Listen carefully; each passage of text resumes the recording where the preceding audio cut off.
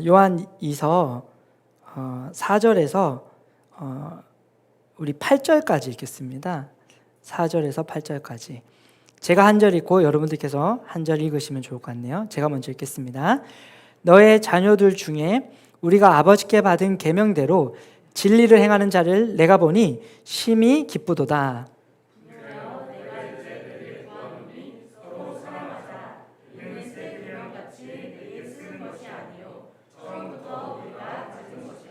또 사랑은 이것이니 우리가 그 계명을 따라 행하는 것이요 계명은 이것이니 너희가 처음부터 들은 바와 같이 그 가운데서 행하라 하심이라.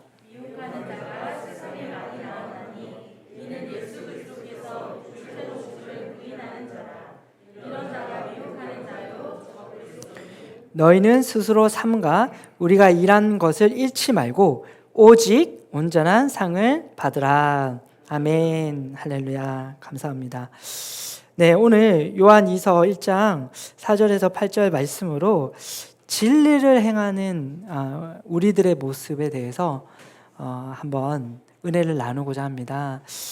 저는 오늘 설교를 준비하면서 항상 그렇지만 정말 제가 목회자로서 사는 게 정말 복받은 삶이다라는 생각을 많이 하게 되었습니다. 오늘 나눌 메시지 같은 경우에도 제가 만약에 목회자가 아니었으면 이 성경 본문을 내가 이렇게 해석했을까? 라는 생각을 한번 해보게 됐어요. 이 말씀을 보면서도 저는 오늘 나눌 메시지처럼은 이 메시지를 해석을 못했을 것 같아요. 제가 어떻게 이 메시지를 이렇게 준비하게 되고 또 오늘 하게 되었냐면 1차적으로는 주님께서 우리 교회에 필요하니까 저한테 주신 메시지고 2차적으로는 제가 성도님들과 교제하고 서로 소통하면서 성도님들의 그런 어떤 관심사 또 하시는 말들 그런 것들이 저한테 은혜가 돼서 그런 은혜를 받고 또 은혜를 끼치고 그런 과정 가운데 이 말씀을 보니까 이게 이렇게도 해석이 될 수 있겠다라는 생각이 되어졌습니다.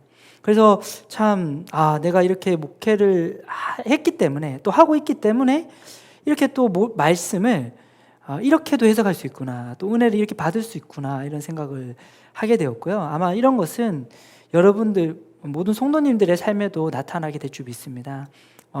여러분들이 그 직장을 가지고 있기 때문에 그 직업을 가지고 있기 때문에 누릴 수 있는 하나님의 은혜가 있을 거고요.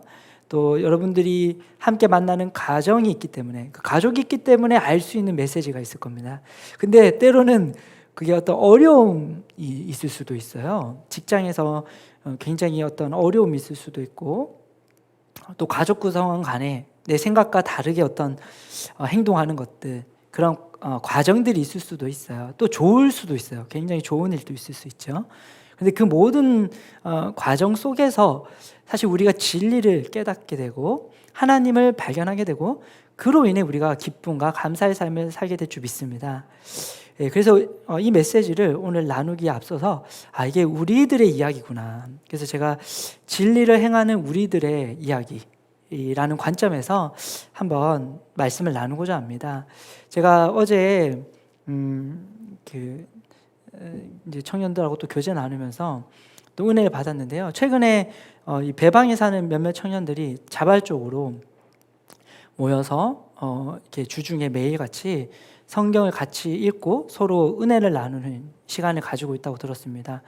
저는 어제 알았어요. 저는 그전에는 일주일에 한 번 모이는 줄 알았어요. 자세하게는 제가 안 물어봤어서. 근데 매일같이 모이고 있다고 하더라고요.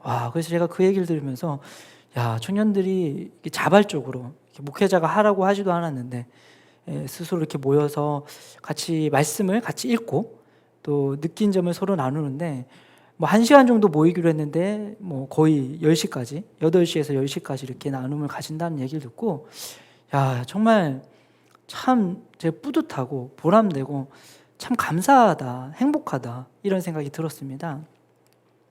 참 이것만 해도 감사했는데요. 그래서 주로 이제 어떤 것들을 나누니 제가 이렇게 질문을 했어요. 그러니까 그 메시지를 좀 나누는데 좀 약간의 큰 흐름이 있다고 하더라고요. 일관된 어떤 흐름이 있는데 그 흐름이 뭐냐면 말씀을 좀 어떻게 적용할 것인가 삶에 어떻게 내가 이것을 실행할 것인가라는 쪽으로 좀 더 이렇게 많이 나눔이 있는 것 같아요라는 말을 했어요.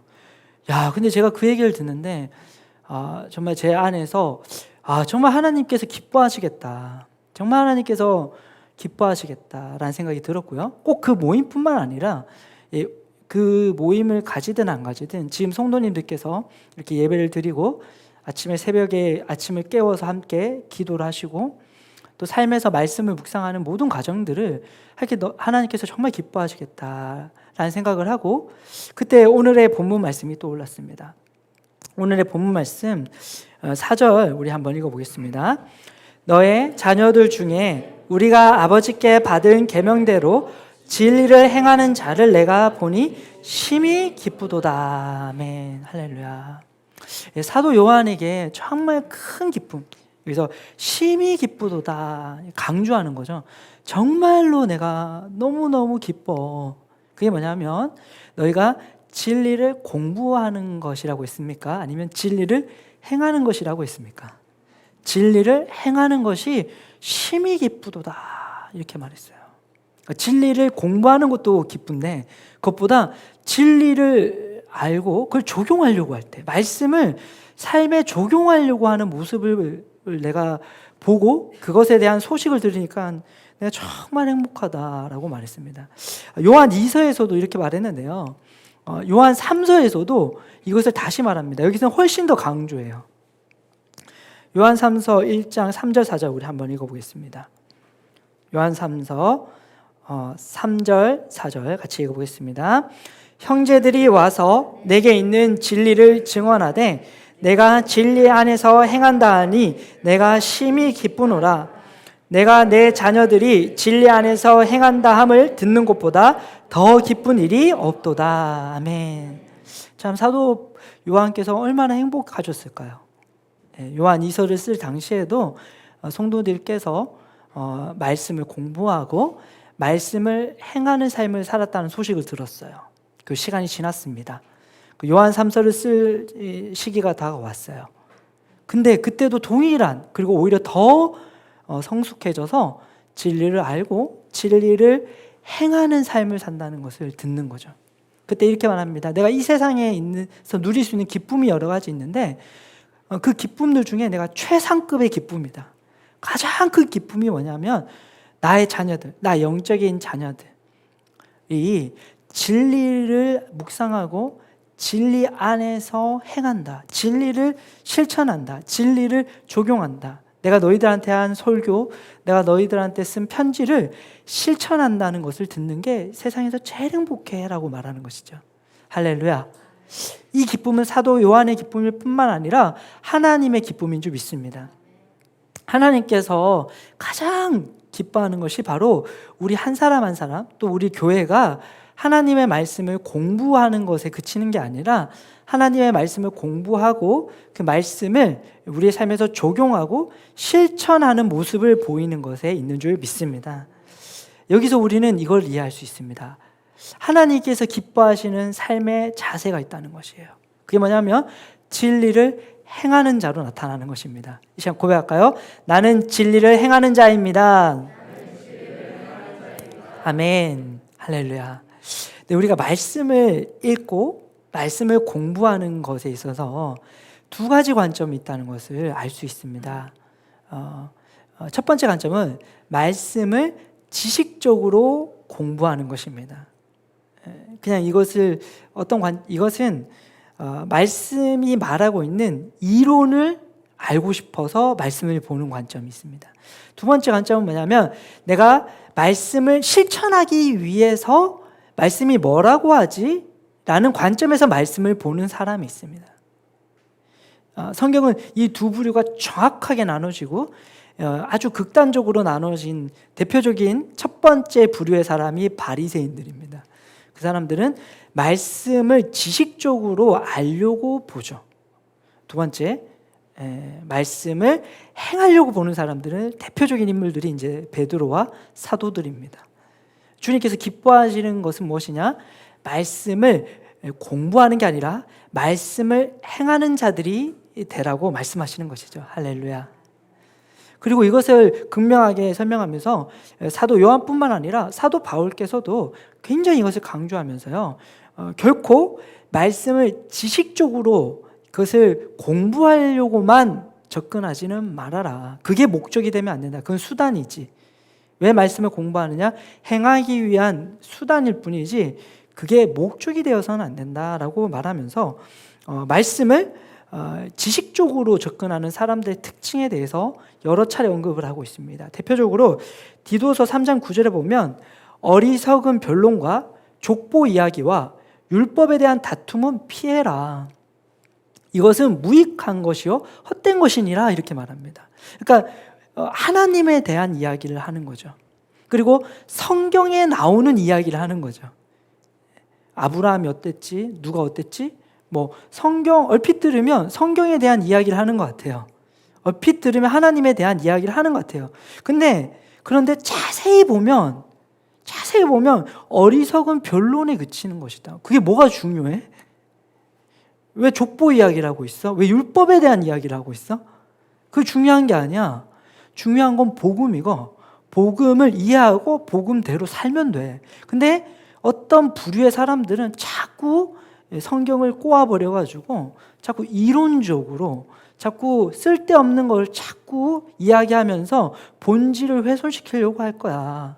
근데 그런 사람들하고 대화하는 걸 피하고 너희가 그렇게 되는 것을 피하고 말씀을 행하려고 해. 이렇게 말합니다. 그러면서 이런 사람들이 결국 어떤 결론에 도달하는지를 말해주는데 디모데후서 3장 7절에 보면 항상 배우나 끝내 진리의 지식에 이를 수 없느니라 이렇게 말합니다. 이런 사람의 특징이 있다는 거예요. 말씀을 알려고 공부하는 사람들은 끝까지 알지 못할 것이다. 끝까지 알 수 없을 것이다. 알려고 보면 정말 아이러니하죠. 이거는 이런 겁니다. 우리가 실제 삶에서도 탁상 행정하면 안 된다 이럽니다. 그렇죠? 여러분 혹시 미생이라는 드라마 보셨습니까? 저는 그걸 보진 않았는데요. 미생이라는 드라마의 한 대사를 알고 있어요. 거기 변요한이라는 캐릭터가 있는데 그 변요한이라는 캐릭터가 실제 현장에서 일을 열심히 하는 캐릭터였습니다. 근데 그 캐릭터가 하는 말이 맨날 이거예요. 사무실에서 일하는 사람들 현장을 모르잖아요. 그러니까 이상한 얘기를 자꾸 하잖아요. 이런 멘트들을 이제 했다는 얘기 제가 누구한테 들었던 기억이 나요. 실제 삶에서도 그래요. 공부를 많이 하는 사람하고 실제로 현장에서 하는 사람 좀 달라요. 서로 상호 보완이 필요하죠. 근데 영적으로도 그렇단 말입니다. 이 성경을 공부하려고 이론적으로 접근하면 끝내 진리에 도달하지 못하게 된다라는 것을 말해주고 있어요. 그러면서 야고보서 2장 26절은 이것을 이렇게도 표현합니다. 영혼 없는 몸이 죽은 것 같이 행함이 없는 믿음은 죽은 것이다 이렇게 표현해요. 그러니까 말씀을 공부하는데 말씀을 행하려고 접근하지 않고 그냥 말씀을 아는 쪽으로 접근하면 죽은 것이다. 영적으로 죽어있는 상태다. 그것은 하나님 앞에서 살아있지 않다. 하나님이 전혀 기뻐하는 삶의 자세가 아니다라고 말합니다. 근데 많은 사람들이 여기에 빠지는 거예요. 자기도 모르는 사이에. 심지어 목회자들 중에도 그럴 수가 있고요. 장로들 중에도 그럴 수 있어요. 왜죠? 이게 익숙해지는 순간, 이게 종교가 되는 순간 자기도 모르는 사이 그게 싹 빠져버립니다. 그러면서 내가 알고 있는 지식의 그 분량이나 지식의 영역을 자랑하기 시작하죠. 그러면서 삶에서 내가 그 말씀이 얼만큼 되고 있느냐는 관심이 없어요. 내가 얼마만큼 공부했다, 그쪽으로 관심을 가는 거죠. 그것에 대해서 사도 바울과 사도 야고보와 사도 요한은 하나님의 감동을 받아서 끝까지 계속해서 권면합니다. 그런 것으로부터 떠나라. 그리고 말씀을 행하는 자가 되라. 이렇게 표현하고 있는 것입니다. 말씀을 이렇게 지식적으로 접근할 때는요, 말씀을 끝내 배우나 끝까지 배워도 진리에 도달하지 못한다. 이렇게 표현해요. 그러니까 무의미하다. 그렇게 하지 말라는 것이죠. 근데 말씀을 행하려고 하는 사람이 말씀을 계속 보는 것은 장려하고 있습니다. 그래서 말씀을 주야로 묵상하라고 하고 있죠. 제가 이것에 대해서 한 가지 좀 이렇게 드리고 싶은 말씀은 뭐냐면, 제가 주께서 채찍에 맞으심으로 나음을 얻었도다 이 말씀을 4년을 공부하고 첫 번째 치유가 나타났어요. 그러니까 저는 그 말씀을 제 삶에서 실천해야 됐습니다. 왜냐하면 믿는 자에게는 표적이 따르니 나한테 이런 게 따라야 되네? 병든 자에게 손을 얹으라고 했네? 그러니까 이것은 행해야 되는 것입니까? 이론입니까? 행해야죠. 병든 자를 고쳐라라고 돼 있어요, 성경은. 그러니까는 이거는 해야 되는 거죠. 근데 해봤는데 안 돼요. 그럼 포기합니까? 될 때까지 해야 됩니까? 다시 말씀드립니다. 이건 공부의 영역이 아니죠. 이것은 실천의 영역입니다. 근데 내가 아픈 사람에게 손을 얹었는데 안 낫죠. 그러니까 저는 뭘 해야 되는 것이죠? 나을 때까지 성경에서 말하는 대로 주야로 이 말씀을 묵상해야 되는 거죠. 그러니까는 제가 공부하려고 주께서 채찍에 맞으심으로 나음을 얻었다라는 구절을 읽을까요? 아니면 이 말씀이 나한테 실천이 되게끔 하려고 읽을까요? 접근이 다르죠. 그러니 똑같은 말씀을 100번, 1000번, 10,000번 봐도 괜찮죠. 지식으로 접근 안 합니다. 계시로 접근하는 거죠. 실천으로 접근하는 거죠. 그러니까 주께서 채찍에 맞으심으로 나음을 얻었다는 말을 이론적으로 이걸 왜 모릅니까? 설교 한두 편 듣고 책 한두 권 보면 알죠. 이론으로는. 예수님께서 2000년 전에 영적으로 이렇게 질병을 가져가셨고 이제는 우리가 그걸 믿으면 낫는구나. 이걸 이론적으로 이거는 바보가 아닌 이상에는 설교 한 편만 들어도 알죠. 그러니까 지식적으로는 이 말씀 구절을 많이 볼 필요가 없죠. 한두 번 보면 됩니다. 머리로는 알죠. 근데 이게 실천의 영역으로 가면 완전히 이게 다르죠. 이거를 될 때까지 1년이고 2년이고 5년이고 10년이고 묵상해야 되는 거죠. 그리고 이게 더 많이 돼야 되니까. 예수님은 모든 병자를 고쳤다고 말합니다. 성경에. 그리고 주님께서 우리에게 말씀하신 거는 모든 병자를 고치라고 했습니다. 그러면 우리는 모든 병자를 고칠 때까지 이 말씀을 묵상하는 것을 공부해야 될까요? 실천해야 될까요? 실천해야 되는 거죠. 그러니까 그런 관점을 가진 사람이 성경을 보는 거라 여러 가지 이론들, 성경에서 말한 이론들이 있어. 이 이론들을 내가 좀 습득을 해보자 라고 생각을 하면서 성경을 보는 거랑은 완전히 다르죠. 그러니까 세계관 자체가 다릅니다. 사상 자체가 다릅니다. 접근이 다르다는 거죠. 그리고 주님께서 원하시는 것은 성경을 실천하려는 관점을 가지고 날마다 성경을 깊이 묵상하라는 것이죠. 그러니까 봤던 성경을 또 보고 봤던 성경을 또 보고 또 보고 또 보고 또 봐서 언제까지 봐야 되냐? 그것이 너의 삶의 실제가 될 때까지, 말씀의 실제가 될 때까지 묵상하고 묵상하고 묵상하라고 하고 있는 것입니다. 그래서 우리가 아침에 말씀의 실제로 큐티를 하잖아요. 제가 이 말씀의 실제 큐티한 게 지금 거의 8년 가까이 되는 것 같아요. 8년에서 10년 가까이 되는 것 같습니다. 제가 이 말씀의 실제를 8년에서 10년 가까이 매일 보고 있는데요. 겹치는 내용이 얼마나 많을까요? 이론으로 접근하면요, 말씀의 실제를 하지 말고 다른 사람들이 쓴 책을 보면 좋죠. 시간 아깝잖아요. 비슷한 거 왜 또 봅니까? 이론적으로 접근하지 않죠. 크리스 목사님에게 나타난 하나님의 임재가 내게 나타나길 원하는 거죠. 크리스 목사님이 살았던 삶의 수준이 나의 삶의 수준이 되길 원하는 거죠. 그가 누린 하나님과의 경험이 나의 경험이 되길 원하는 거죠. 근데 그것은 묵상할 때 되는 거죠. 그러니까 실천의 관점에서 보니까 아마 제가 이 세상을 떠날 때까지거나 말씀의 실제가 중단될 때까지 보겠죠. 계속 보는 겁니다. 왜? 실천의 영역에서 보니까. 할렐루야. 우리의 세계관이 바뀌어야 될 줄 믿습니다. 말씀을 공부하는 세계관이 아닙니다. 그건 수단이고, 말씀을 실천하고 말씀이 내게 되어지게끔 해야 된다는 관점에서 성경을 읽고 묵상할 때 우리의 삶에 큰 변화가 나타날 줄 믿습니다. 사도 요한이 왜 공동체를 보고 기뻐했는지 아십니까? 바로 공동체가 성경을 이렇게 보니까, 그리고 그들의 성경을 이렇게 보고 이렇게 적용한다면 그들의 삶은 변화될 수밖에 없기 때문에 미리 기뻐하는 것인 줄 믿습니다. 할렐루야. 만약에 여러분들께서 지금 성경을 이런 관점에서 보기 시작했다면, 내지는 지금 이렇게 보고 있다면 기뻐하십시오. 성장은 시간 문제일 줄 믿습니다.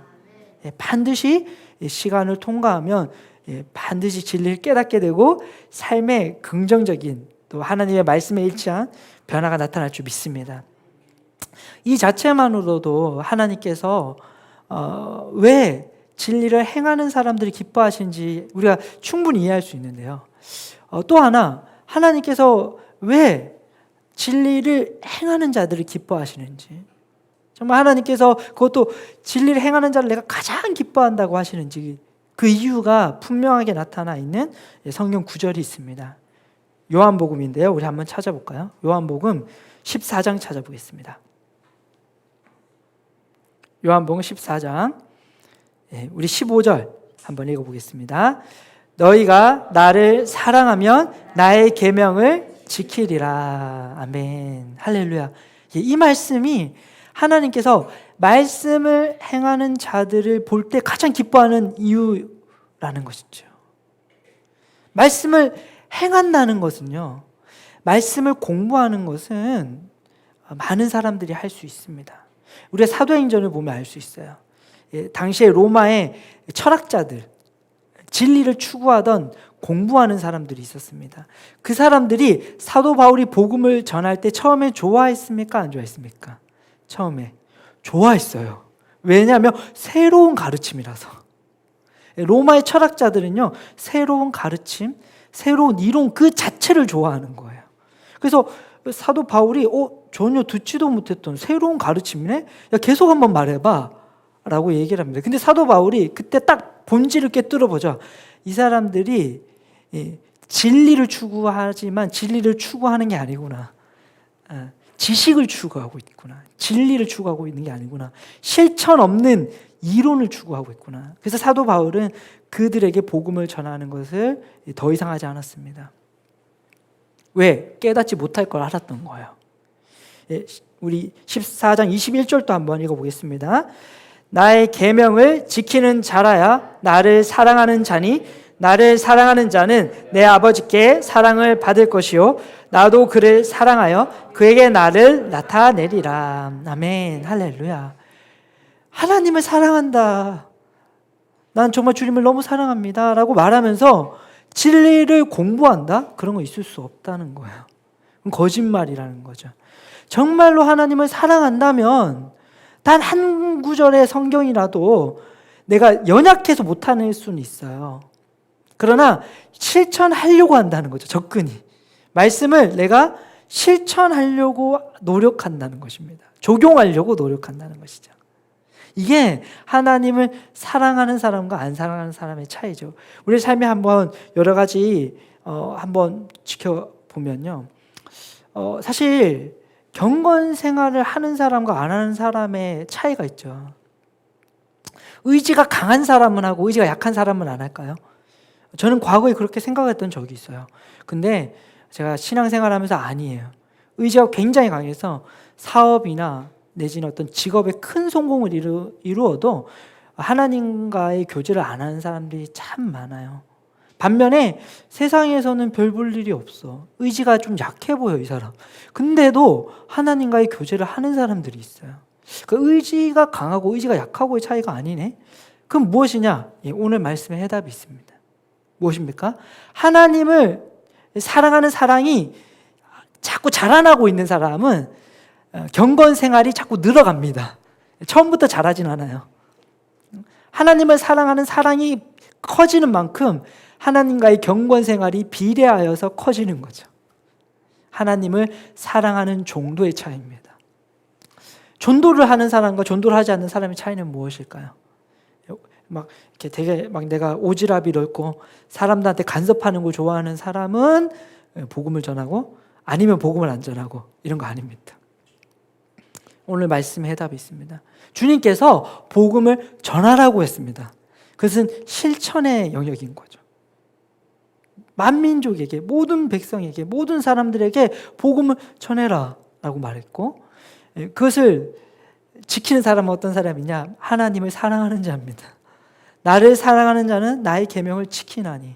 그러니까 하나님을 사랑하는 자는 점점 더 내가 복음을 전하고 사람들에게 무언가를 나눠주기 위한 삶을 사는 것이 자라가는 것이죠. 재정을 관리하는 것도 그렇습니다. 11조와 헌금, 돈 많으면 할까요? 반대로 돈 적으면 안 할까요? 전혀 아닙니다. 여기서 말하는 거죠. 이걸 하고 안 하고가 죄고 아니고 뭐 이렇게 하면 잘 살고 이렇게 하면 못 살고 이런 개념이 아니라 하나님을 사랑하면 하는 거예요. 하나님을 사랑하면. 왜냐하면 하나님이 하라고 했으니까. 말씀에 하라고 돼 있고 그럼 하나님이 이걸 원하시네. 난 하나님을 사랑하니까 하나님의 말씀대로 해야 되겠다. 아주 단순한 겁니다. 진리를 행하는 사람은 어떤 사람입니까? 하나님을 사랑하는 자들이라는 것이죠. 그리고 우리가 점점 더 하나님을 향한 사랑이 자라갈수록 우리의 삶에서 이런 긍정적인 열매들이 더 나타나게 될 줄 믿습니다. 아멘, 할렐루야. 이걸 율법적으로 볼 필요는 전혀 없어요. 이걸 누가 잘하고 있냐 우리 대회하는 거 아닙니다. 누가 더 잘하고 있어 내기하는 것도 아니고요. 자랑할 것도 없습니다. 하나님 앞에서 내가 하나님 앞에서 하면 되는 거예요. 그러나 이거는 원리라는 거예요. 내가 어제보다 오늘 하나님을 향한 사랑이 더 자라가면 어제보다 오늘 더 많이 할 거라는 거예요. 그리고 똑같은 시간을 해도 내가 마음이 더 실릴 거라는 거예요. 말씀을 실천하는 자는 어떤 사람입니까? 하나님을 사랑하는 자들인 줄 믿습니다. 그리고 우리가 하나님을 향한 사랑이 자라갈수록 하나님께서 더 많이 기뻐하시고 우리를 향한 하나님의 기쁨이 더 흘려보내질 줄 믿습니다. 아멘. 그러므로 우리가 정말 오늘 찬양에서도 말했죠. 나를 위한 예배가 아닌 하나님을 향한 예배, 하나님을 위한 예배를 드리고 싶다. 나를 위한 신앙생활이 아닌 하나님을 위한 신앙생활을 하고 싶다. 그것은 무엇입니까? 하나님을 사랑하는 것, 곧 말씀을 그냥 이론적으로 공부하는 것이 아니라 말씀을 실천하기 위해서 보고 말씀을 실천하기 위해서 살아가는 삶을 추구하는 것에 있는 줄 믿습니다. 지금 얼마만큼 되고 있느냐? 하나도 안 중요합니다. 하나도 안 중요합니다. 저만 해도요. 병든 자에게 손 얹으시면 나으리라. 이 말씀을 제가 이해하고 그것을 실천하는데 내 삶에 되는데 4년이 걸렸습니다. 어떤 말씀은 쉽게 빠르게 되고요. 또 어떤 말씀은 잘 안 되기도 합니다. 이게 또 성향에 따라도 달라요. 어떤 특정한 성향을 가진 사람은 A라는 말씀의 원리가 빨리 돼요. 근데 B라는 원리는 잘 안 돼요. 그래서 다른 사람이랑 비교할 필요는 전혀 없어요. 그러나 내가 생각하는 신앙의 관점만큼은 바뀌어야 됩니다.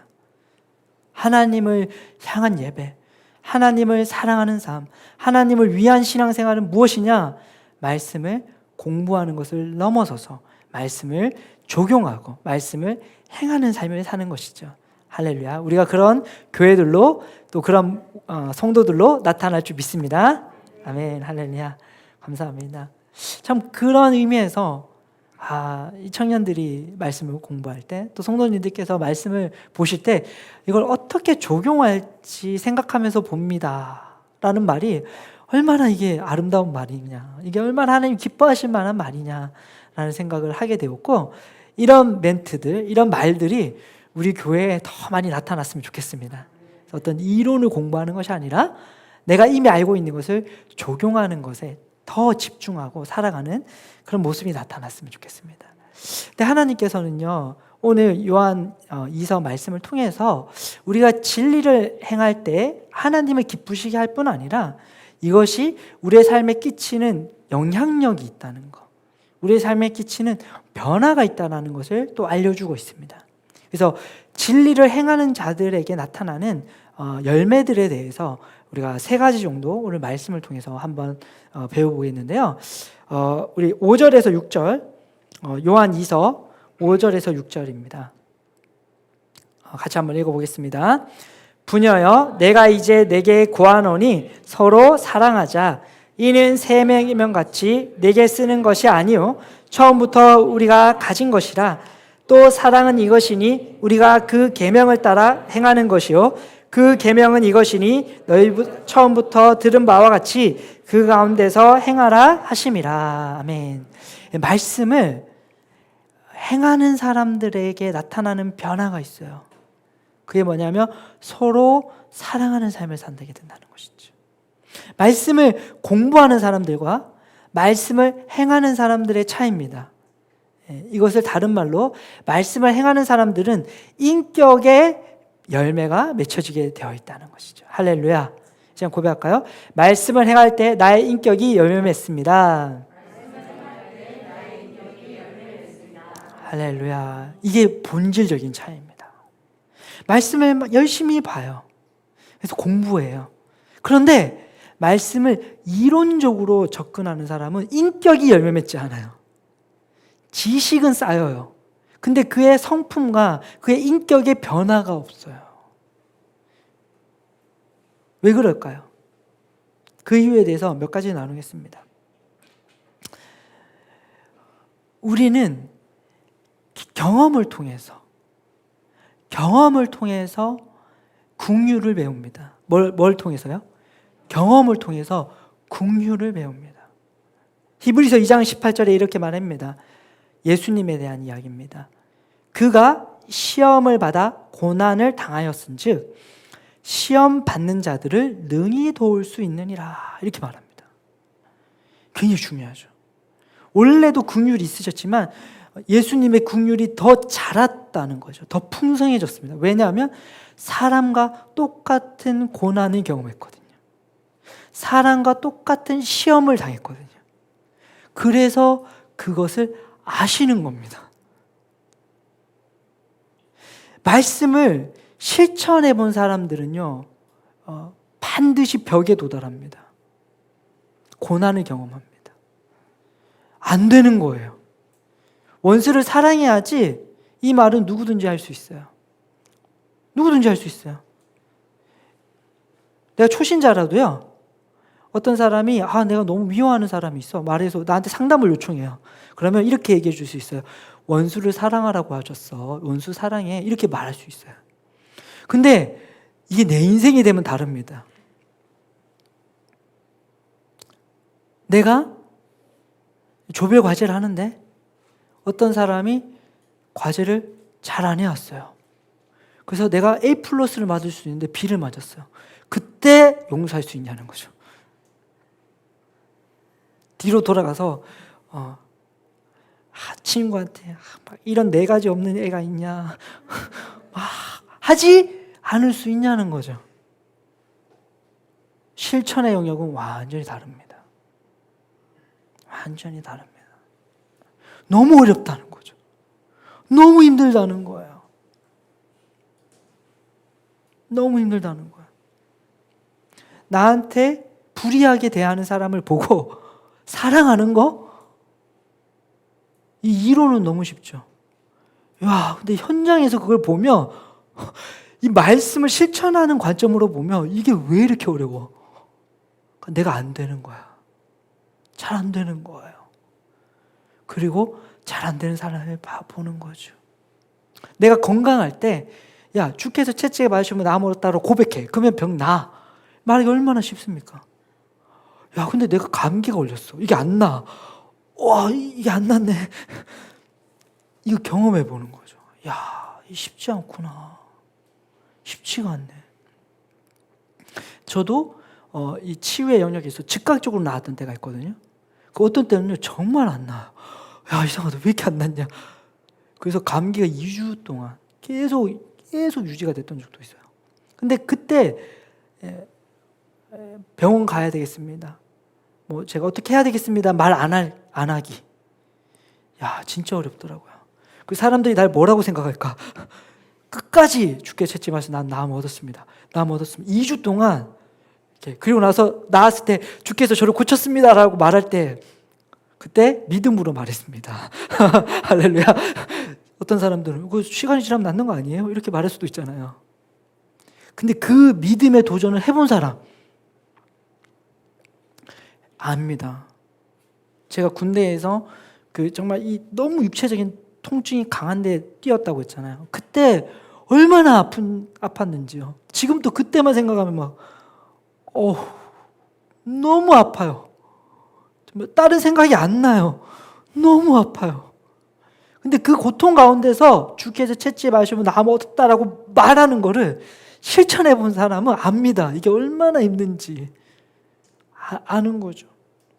제가 첫 번째 병든 사람이 낫게끔 도와주는데 4년이 걸렸습니다. 4년 동안 얼마나 책을 많이 봤고 얼마나 기도를 했는지.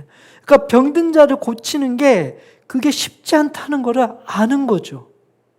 제가 주님께서 가난해지고 내가 부유해졌다는 이 말씀을 배우고 지금 거의 10년 이상 가까이 이 말씀을 묵상하고 적용합니다. 그러면서 지금 수준에서 누리는 재정의 수준이 있습니다. 앞으로 정말 이 눈덩이처럼 커질 줄 믿지만 지금 정도의 수준까지만 오는 것도 얼마나 말씀을 보고 얼마나 기도했는지요. 권혁구 목사님께서 저희 부부를 만났을 때 주변에 아는 목회자들 중에 너무 가난한 목회자가 많다고, 너무 많다고 그 얘기를 하시는데 제가 그게 막 공감이 되는 거 있죠. 제가 지금 정도의 수준의 재정을 누리는데도 얼마나 수고를 했는지, 얼마나 기도를 하고 얼마나 말씀을 보고, 그걸 주께서 가난해지면 내가 부유해졌다, 내가 100만 원 응답받고 1000만 원 응답받고 하나님의 응답을 받기 위해서 얼마나 많은 시간을 들였는지 경험을 했기 때문에 아는 거예요. 그리고 재정이 없을 때 얼마나 힘든지, 사람이 얼마나 고통스러운지를 아는 거예요. 그러니까는 그 과정을 겪는 사람에 대한 긍휼이 있는 거죠. 내가 겪었던 어려움을 이 사람도 겪고 있겠구나, 그러면서 긍휼이 생기는 겁니다. 그런데 이론에 그치는 사람은요, 긍휼하지 않습니다. 이렇게 해, 저렇게 해가 되는 거예요. 교사인 거죠. 나는 그냥 이론을 가르치는 사람이지 내가 그걸 왜 공감해야 돼? 가 되는 거죠. 근데 반드시 우리는 경험하게 되어 있다는 거예요. 말씀을 실천하는 사람은요, 반드시 말씀이 내게 안 되는 순간을 경험하는 거예요. 성령 음성이 안 들려. 그것을 듣기 위해서 기도하고 또 기도하고 또 기도하고 또 기도해서 몇 년이 걸렸어요. 그러니 안 들리는 사람에 대한 긍휼이 있죠. 그리고 그 사람들을 품고 내가 도와주고 싶은 거죠. 그 사람들이 못 듣는 시간이 1년이 되고 2년이 되고 3년이 돼도 기다려줄 수 있는 거죠. 왜? 나도 오래 걸렸으니까. 근데 이론에 그치면요, 아니 그 책대로 하면 되잖아. 근데 자기도 안 되면서. 되는 사람은 그렇게 접근 안 합니다. 제가 정말 신앙생활하면서 느낀 거예요.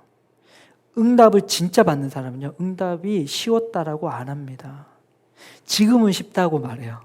근데 이까지 쉽게 왔다고 말하는 사람 없어요.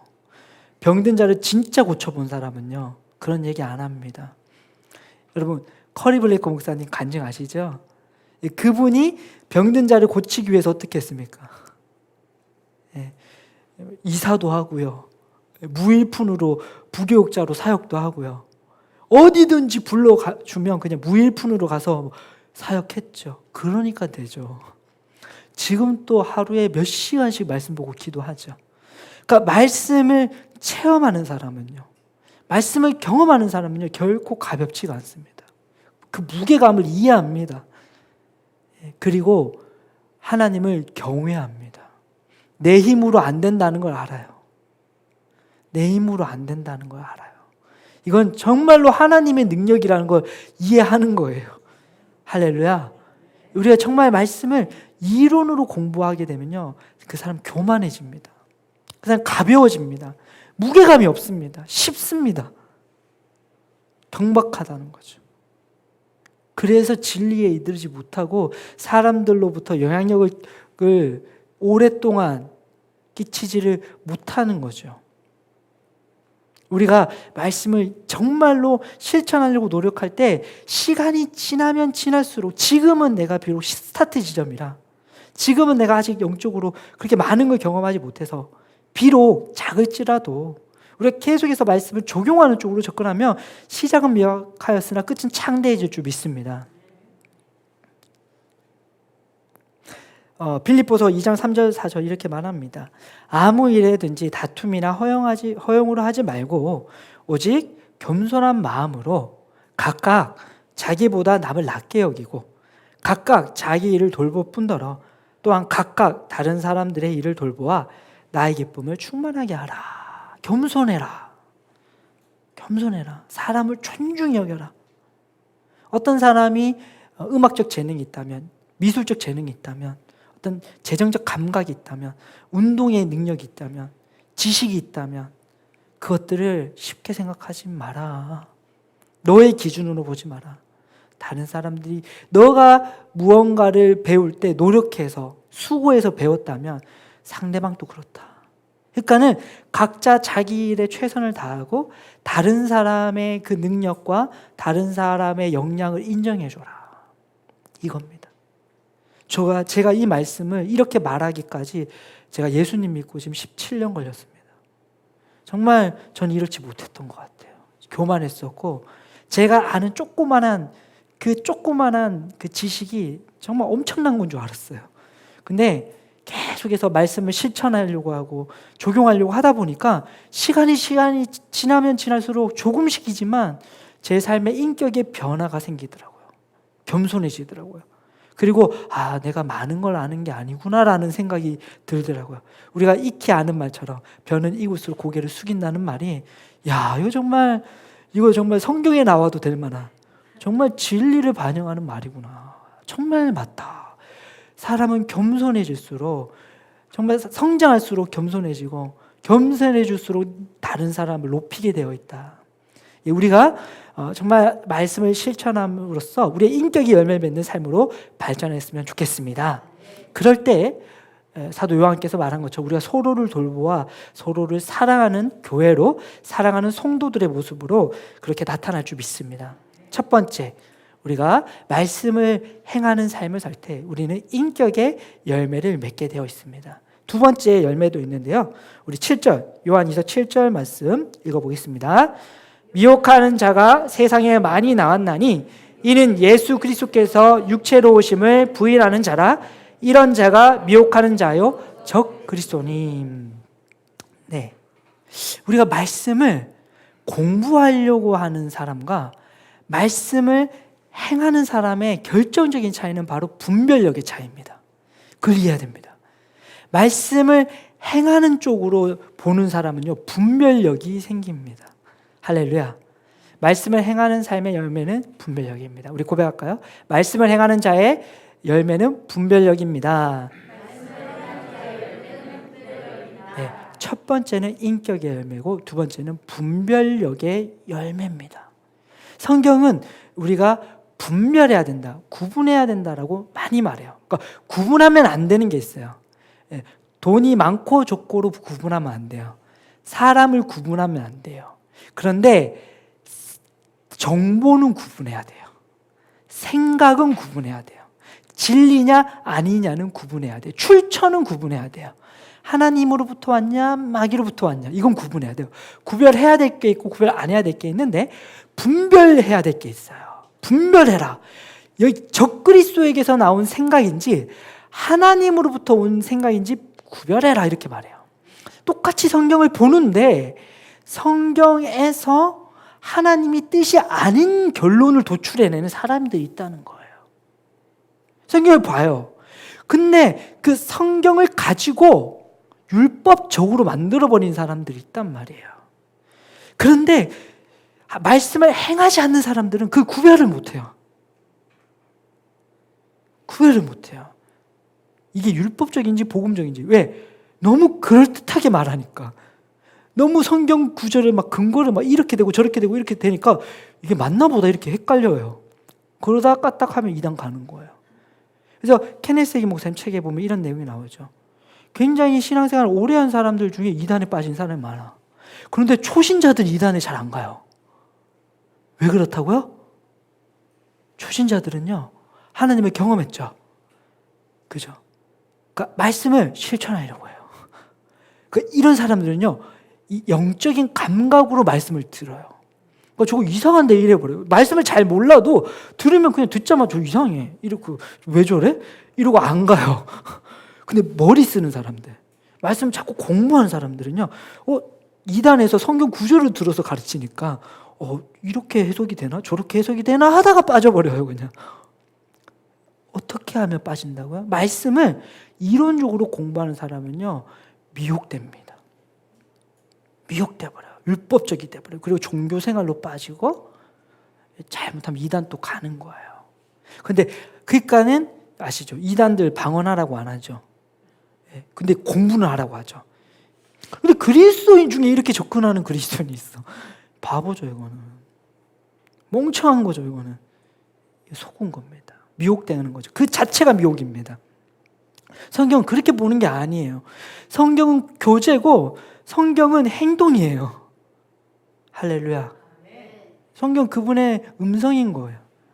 그분의 생각인 거죠. 공부하는 게 아니에요. 그렇게 접근하는 게 아니에요. 인격적인 교제를 바탕으로 한 묵상인 겁니다. 교리 공부가 아니에요. 그러니까 중요한 게 있고 안 중요한 게 있는 거예요. 여러분, 우리가 대화할 때요, 상대적으로 중요한 게 있고 안 중요한 게 있잖아요. 대화를 할 때는요. 그렇지 않나요? 주님과 우리가 대화하는 거라고요. 소통하는 거라고요. 더 중요한 게 있고 덜 중요한 게 있잖아요. 그죠? 성경이 안 중요하다 이런 게 아니라 다 중요한데 그 중에도 더 중요한 게 있고 덜 중요한 게 있어요. 더 중요한 건 복음이죠. 네, 더 중요하죠, 이게 훨씬. 그리고 뭔가 사이드 되는 몇 가지 역사적인 사건들, 그건 좀 덜 중요하죠. 똑같이 중요하지만 덜 중요하죠. 할렐루야. 이게 본질입니다. 그러니까 우리가 말씀을 정말로 행동하는 관점, 적용하는 관점으로 볼 때 우리에게 분별력이 생기고, 이 분별력은 성경에 대한 분별력뿐만 아니라 사람을 만날 때도 분별력이 생기고, 성령 인도를 받을 때도 분별력이 생기고, 우리가 삶의 모든 순간순간마다 선택에 있어서 분별력을 선물로 준다는 거예요. 분별력은 능력입니다. 그리고 이 능력이 생겨버리면 이 능력은 삶의 모든 분야에 적용이 될 줄 믿습니다. 할렐루야. 이 분별력은 주식을 뭘 할지도 도와주고요, 어떤 집을 살지도 도와줍니다. 이 분별력은 누구와 친구가 돼야 될지, 누구와 동업을 해야 될지도 도와줍니다. 근데 이 분별력은 어떻게 생기냐 하면 하나님의 말씀을 적용하려고 말씀을 보는 사람에게 주어지는 하나님의 신성한 능력이자 은혜인 줄 믿습니다. 할렐루야. 사도 바울은 분별을 굉장히 강조했습니다. 사도 바울의 기도 제목 중에 하나가 뭐냐면 이겁니다. 빌립보서 1장 10절에서 11절에 보면요, 지극히 선한 것을 분별하기를, 너희들이, 성도들이 지극히 선한 것을 분별할 수 있기를 내가 정말 간절히 기도한다. 분별력이 생기게. 그리고 너희는 마음을 새롭게 함으로 변화를 받아 하나님의 선하시고 기뻐하시고 온전한 뜻이 무엇인지를 분별해라. 분별하기를 위해 분별할 수 있도록 기도했고, 분별을 선택하라고, 분별할 수 있도록 노력하라고 그렇게 권면했습니다.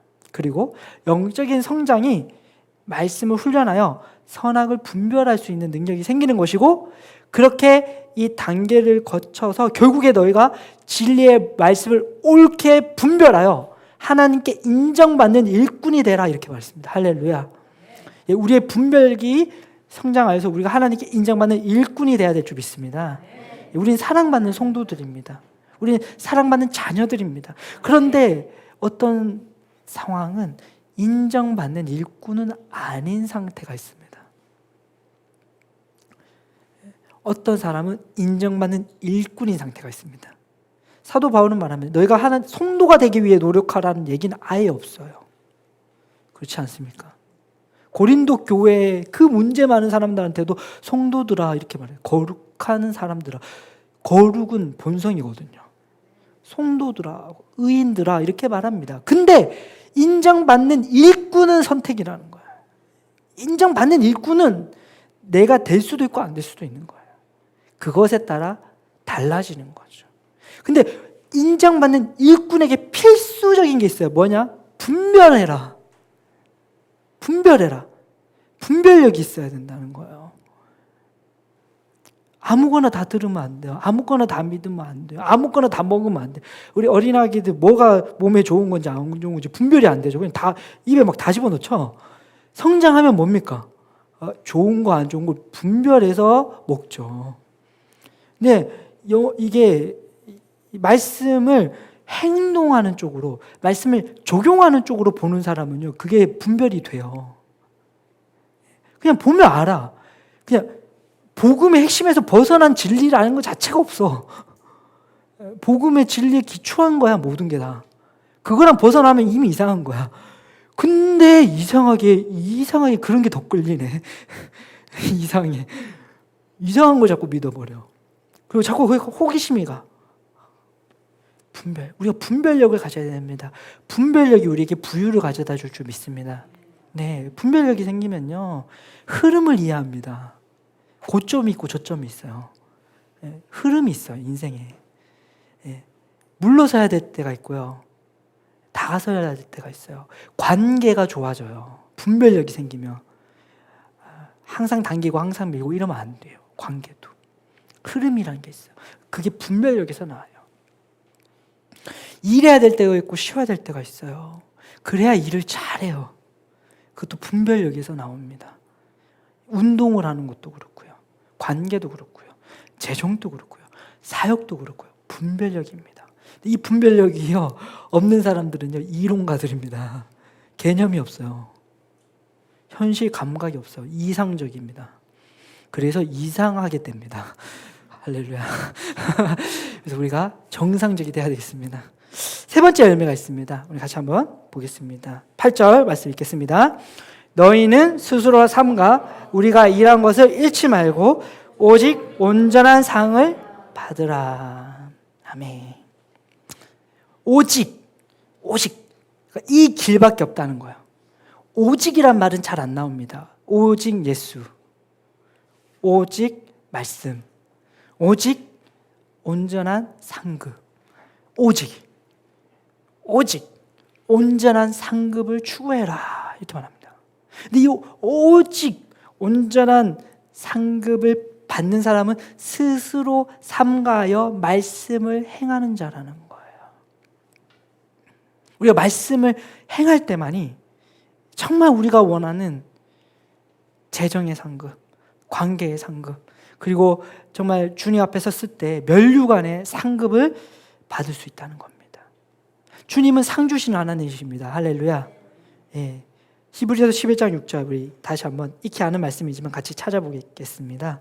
히브리서 11장 6절입니다. 읽어보겠습니다.